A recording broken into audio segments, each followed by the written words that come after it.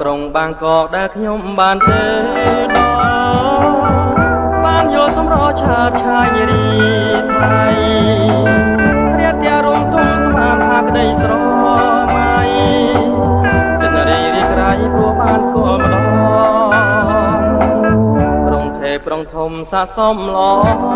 ចាពុកបរចនារំលេចដោយពណ៌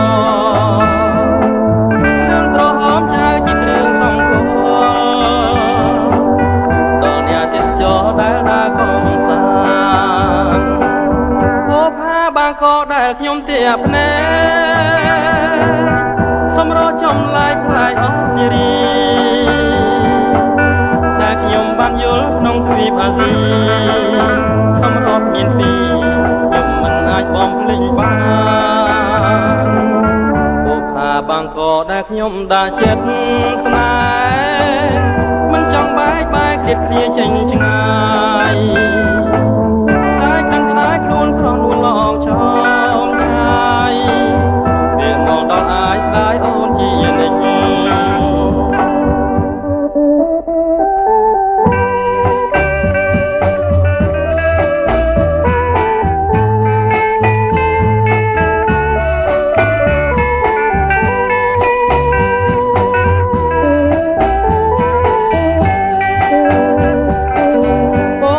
បាងកកដែលខ្ញុំទៀបណែសម្រោចំឡាយផ្លែអស់នារីតែខ្ញុំបានយល់ក្នុងទ្វីបអាស៊ីសម្រោមានពីរខ្ញុំមិនអាចបំភ្លេចបានពុកថាបាងកកដែលខ្ញុំដាក់ចិត្តស្នេហ៍ មិនចង់បែកគិតគ្នាចេញឆ្ងាយតែកាន់ស្ដាយខ្លួនស្រនួលឡងឆោមឆាយពេលមកដល់អាយស្ដាយអូនជានិច្ចពេលមកដល់អាយស្ដាយអូនជានិច្ចពេលមកដល់អាយស្ដាយអូនជានិច្ចពេលមកដល់អាយស្ដាយពោផាបាងកកដែលខ្ញុំទៀបណែ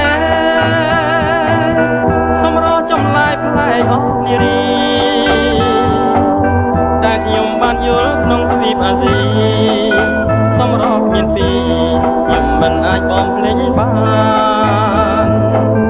ពុកថាបាងកកដែលខ្ញុំដាក់ចិត្តស្នេហ៍មិនចង់បែកគិតគ្នាចេញឆ្ងា